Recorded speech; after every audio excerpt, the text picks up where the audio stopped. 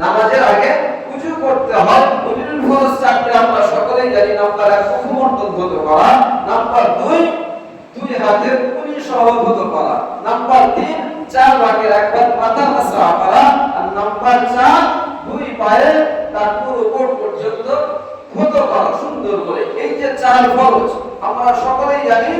তো নবীজি সাল্লাল্লাহু আলাইহি ওয়াসাল্লাম বলছে, যে ব্যক্তি উযুটা সুন্দরভাবে আদায় করলো, ওই উযুটা সুন্দরভাবে আদায় করার কারণে তার হাত যখন সে প্রথমেই ধুলো, মুখ ধুলো, পা ধুলো, যে সমস্ত অঙ্গ প্রত্যঙ্গ উযুর সময় ধুইতে হয়, নবীজি বলছে এই ধোয়ার সময় তার শেষ ফোঁটার পানিগুলো যেমন টোপে টোপে পড়তে থাকে, তার জীবনের গুনাহগুলো উযুর দরুন টোপে টোপে পড়তে থাকে। চিৎকার করে সুবহানাল্লাহ।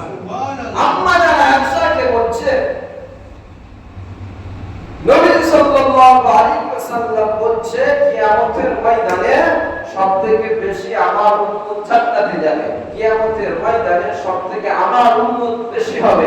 আম্মা জানা আয়েশা বলছে, ইয়া রাসূলুল্লাহ হাবিবাল্লাহ, তাহলে আদম নবী থেকে নিয়ে আজ পর্যন্ত যত নবী এসেছেন, যত উম্মত এসেছে, কিয়ামতের ময়দানে আপনি আপনার উম্মতগুলোকে কিভাবে চিনবেন? কিভাবে চিনবেন?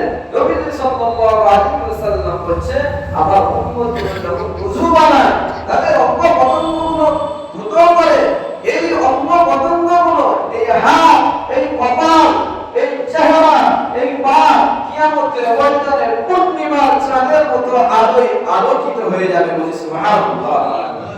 ওযুর কত ফজিলত!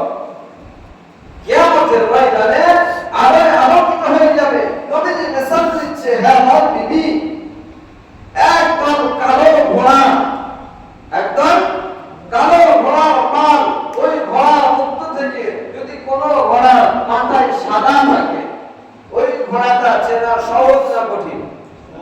আরে বলেন, হয়তো 500টা মুরগির বাচ্চা আছে, সবটা সাদা, ওর ভিতরে যদি একটা কালো মুরগি থাকে, ওটা চেনা কঠিন হবে না সহজ হবে? সহজ হবে। নবীজি বলছে, এক পাল, একদম কালো ঘোড়ার ভিতরে যদি কোনো ঘোড়ার মাথায় সাদা থাকে, ওই ঘোড়াটা চেনা সহজ হবে না কঠিন হবে?